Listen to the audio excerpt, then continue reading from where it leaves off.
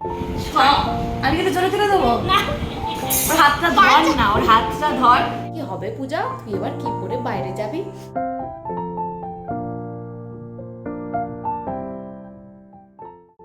Hi guys, good morning. কেমন আছো তোমরা সবাই? Welcome back to the channel, welcome তোমাদের নতুন একটা ব্লগে।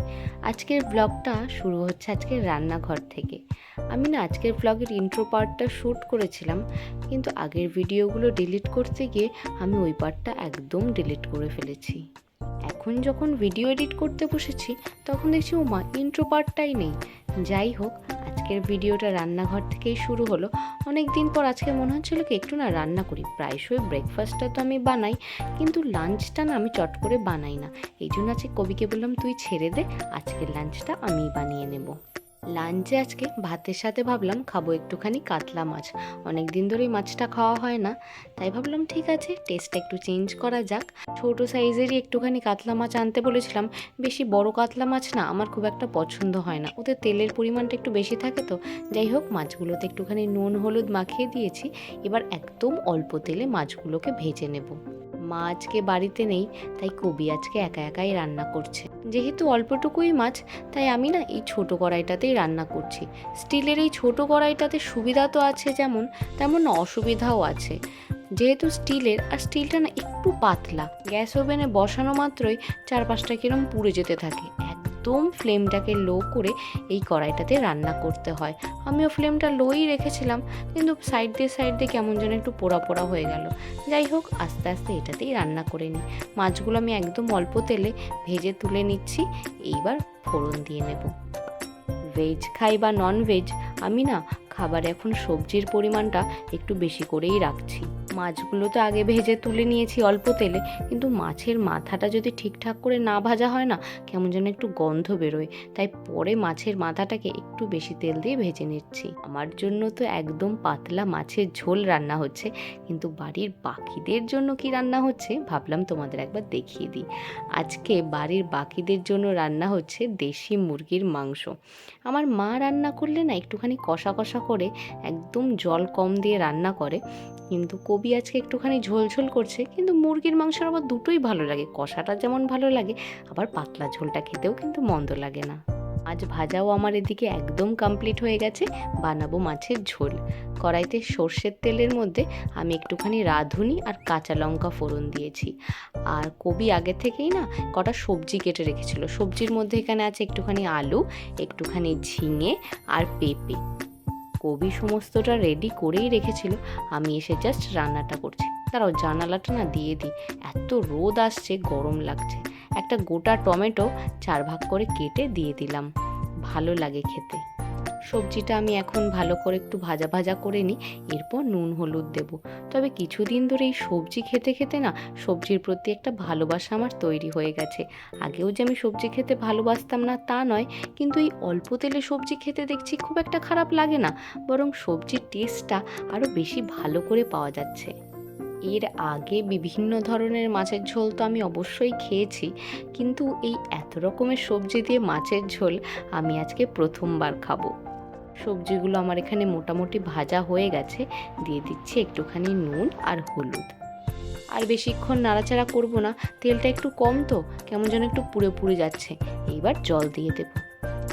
ব্যাস, জল দিয়ে দিয়েছি, ঝোলটা একটু ফোটাও স্টার্ট হয়ে গেছে। এবার একে একে মাছগুলো দিয়ে দেব। একদম টাটকা মাছ তো, অল্প ভাজলেও অসুবিধা নেই, তেমন কোনো গন্ধ লাগবে না আশা করছি। চলো, রান্না টান্না তো হয়ে গেল, এবার আমরা খেয়ে নিই। মাংসটা একটু বেশি তেল ঝাল দিয়ে তৈরি, তাই মাংস নিয়ে নিই। তবে মাংসের আলু কিন্তু আমি স্যাক্রিফাইস করতে পারিনি। আমি কিন্তু জোরে তুলে দেবো না, ওর হাতটা ধর না, ওর হাতটা ধর। লেগে যাবে। আস্তে আস্তে সিজা, আস্তে আস্তে তোর, আমি আস্তে আস্তেই তুলবো। সর, আমি তুলবো। চিক করে লাগে। আরে আমি চিক করে তুলবো না, বলছে চিক। তুই একবার হাত সরা, তুই একবার হাত সরা, আমি আস্তে আস্তেই তুলবো। আরে আস্তে ছাট করে। মা কালী, মা কালী, মা কালী, মা কালী। যা না রে, ওই আস্তে আস্তে তুলছি। কিছু হলো না দাসু, কিসের জন্য করছিস? একটা জিনিস পরশুদিন রক্ত দিয়েছে, এখনো তার স্টিকার মেরে বসেছিল। আরে ভাবছি যে আমার লাগবে সিম্প্যাথি ফুরায়। আজকে না খুব একটা মজার ঘটনা হয়েছে, ভাবলাম তোমাদের সাথে একবার শেয়ার করি। আজকে সকালবেলা মা বেরিয়েছিল একটু কাজে, মায়ের একটু দরকার ছিল। আস্তে আস্তে মানে বাড়ি ফিরতে ফিরতে মায়ের প্রায় আজকে বিকেল 5টা মতো বেজে গেছে। তো দুপুরবেলার দিকে আমি যখন মাকে কল করলাম যে মা এরকম তুমি কখন আসবে, কখন বাড়িতে আসবে, মা বললো আমার যেতে একটু লেট হবে। আর আমি আজকে সারাদিন সেইভাবে নিচে আর যাইনি। বড় মা এসে আমাকে বললো কি তোর যে সাদা রঙের জুতোটা আছে না, যেটা তুই রাফ ইউজ করিস, সেটা মনে হয় কুকুরে খেয়ে নিয়েছে। এবার কিভাবে কুকুরে খেয়েছে কি বৃত্তান্ত আমি জানি না, যাই হোক ওরাও বুঝতে পারেনি, খেয়ে ফেলেছে। দিয়ে আমি আবার মাকে ফোন করে, সেটা মার সাথে যখন কথা হচ্ছিল মাকে বললাম কি মা জানো আমার জুতোটা না বড় মা বললো কুকুরে খেয়ে নিয়েছে, আমাকে তাহলে আজকে একটু নবদ্বীপ গেলে ভালো হতো, আমার টুকটাক কিছু দরকার আছে, সেই কাজগুলোও করে নিতাম আর আসার সময় একটা জুতোও নিয়ে আসতাম। দিয়ে মা আমাকে হঠাৎ করে বলছে এ বাবা আমি যখন বাড়ি থেকে আসলাম তখনই দেখেছি তোর জুতোটা কুকুরে খেয়ে নিয়েছে, কারণ মা সকালবেলা বেরিয়েছে, তখন মা অলরেডি দেখে তারপর গেছে। বলছে আমি তো দেখেছি কি তোর জুতোটা কুকুরে খেয়ে নিয়েছে, তাহলে কি হবে পূজা, তুই এবার কি পরে বাইরে যাবি? এবার রাফ ইউজের জুতো ওইটাই আমি ইউজ করি, আর যেগুলো আছে সেগুলো চট করে পরে ওই বাজার টাজার এদিক ওদিক যাওয়া যাবে না।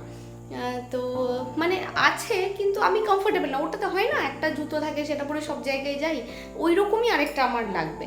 তো মা বলছে তাহলে কি হবে, তুই এখন কি জুতো পরবি? আমারও একটু সন্দেহ হলো মা হঠাৎ এরকম বলছে কেন। মানে মা যখন যাওয়ার সময়, মানে পরে আমি এটা জানতে পারলাম আর কি, মা যখন যাওয়ার সময় জুতোটা দেখে গেছিলো যে জুতোটা ছিঁড়ে গেছে, মা আমাকে জানায়ও নি, অলরেডি মা আসার সময় একটা জুতো আমার জন্য কিনেছে। তো সেই জন্য বলছি যে তোর জন্য তো অলরেডি আমি জুতো কিনে ফেলেছি। মানে এই হয়, মাদের বলতে হয় না, মা আমাকে জানায়ও নি, মা যাওয়ার সময় দেখেছে যে আমার জুতোটার এই অবস্থা হয়েছে, মা আসার সময় এর জন্য অলরেডি আমার জন্য একটা জুতো কিনে নিয়ে চলে এসেছে। তারাও তোমাদের দেখাচ্ছি কি জুতো এনেছে। এই জুতো জোড়া মা এনেছে, এক জোড়া আমার, এক জোড়া মা নিজের জন্য এনেছে। কিন্তু একটা সমস্যা হয়েছে, জুতোটা তো খুবই সুন্দর দেখতে, রাফ ইউজের জন্য খুবই ভালো, কিন্তু বিষয়টা হচ্ছে জুতোটা না আমার পায়ে অনেকটা বড় হয়েছে, বেশ অনেকটা মতোই বড় আমার পায়ে হয়েছে। বুঝতে পারছি না কি হবে এটা নিয়ে, যাই হোক পরে ফেলবো। প্রচণ্ড কমফোর্টেবল জুতোটা পরে, প্রচণ্ড কমফোর্টেবল লাগছে। আর একটা জিনিসও এনেছে, চলো তোমাদের দেখাই, সেটা খেতেও আমার বিকেল হলেই ইচ্ছে করে।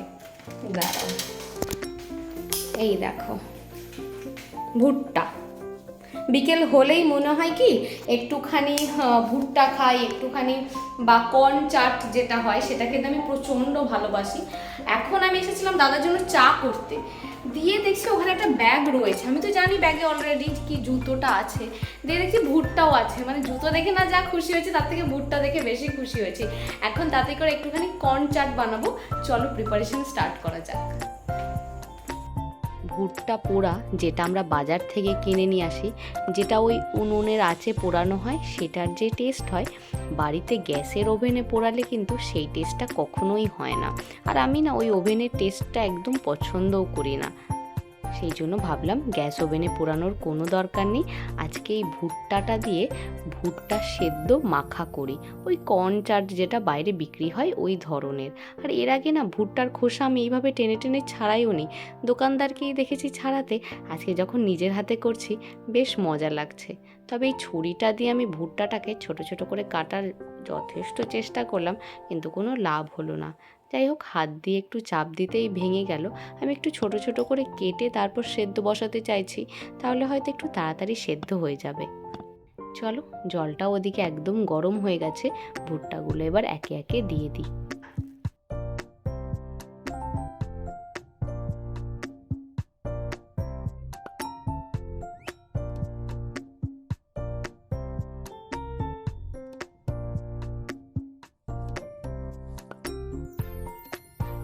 ভুট্টাগুলো আমার এখানে সুন্দর সেদ্ধ হয়ে গেছে, কিন্তু এই দানাগুলোকে না আমি একটু ছাড়াতে চাইলাম, তাহলে খুব ভালোভাবে জিনিসটা মাখা যেত, কিন্তু প্রচণ্ড গরম তো কিছুতেই ছাড়াতে পারলাম না, এইভাবেই মেখে ফেলবো।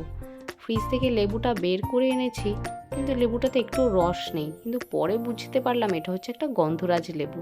পাতি লেবুও ছিল, ফ্রিজ থেকে গিয়ে নিয়ে আসলাম।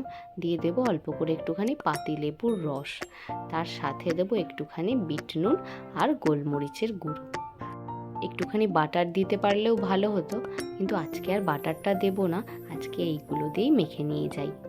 ওদিকে দাদাকে নিচে বলে এসেছি, তোর জন্য একটা খুব সুন্দর স্ন্যাক্স নিয়ে আসছি, অপেক্ষা কর। ও হয়তো আমার অপেক্ষায় বসে রয়েছে। আমাদের বাড়িতে যদি ভুট্টা খেতে কেউ সবচেয়ে বেশি ভালোবেসে থাকে সেটা হচ্ছে আমার দাদা। দাদাকে অলরেডি ভুট্টা দিয়ে আমি চলে এসেছি, আর এখানে সৃজার হাত দিয়ে মায়ের জন্য পাঠিয়ে দিয়েছিলাম। তবে ওর ভুট্টা খেয়ে নাকি খুব একটা ভালো লাগেনি, আসলে একটু হেলদি খাবার তো, ও একটু তেলে ভাজা না হলে ঠিক ভালোবাসে না খেতে। যাই হোক, আমাদের তো সবার বেশ ভালোই লেগেছিল।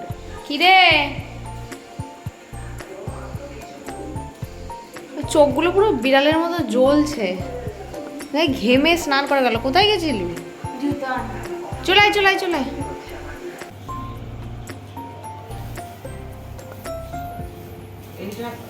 মাঝে মাঝে ওর মাথায় এই ভূতটা চাপে, মেহেন্দির ভূত। এখন এই ডিজাইনটা নিয়ে পড়তে বসেছে। এই তুই পারবি এই ডিজাইনটা পড়তে? আমি জানি না, লাস্টে কিছু না হলে এখানে গোল এখানে গোল। এখন কি উপলক্ষে মেহেন্দি পড়ছিস? ভাল লাগছে না। চোখগুলো পুরো লাল লাল জ্বলছে।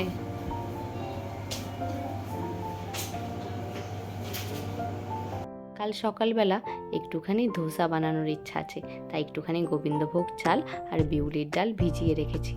যেদিন থেকে বাপি শুনেছে যে আমি আসবো, আগে থেকেই বলে রেখেছে এসে কিন্তু অবশ্যই একদিন ধোসা খাওয়া। রাত বাজে প্রায় 11টা মতো, আমরা ডিনার করে এই জাস্ট নিচে আসলাম। ঘরে আমি, মা, বম্মা সবাই মিলে বসে একটুখানি গল্প করছি। আসলে সবাই এখন একসাথে প্রায় রাত্রেবেলা অনেকক্ষণ ধরে আমরা গল্প করি, বেশ মজা লাগে। এখানকার কথা সেখানকার কথা, এটা সেটা করতে করতে অনেক রাত হয়ে যায়। যাই হোক, ব্লগটা আজকে এখানেই এন্ড করছি। সবাই সুস্থ থেকো, ভালো থেকো, আর ব্লগগুলো কেমন লাগছে অবশ্যই জানিও। দেখা হচ্ছে নেক্সট ব্লগে।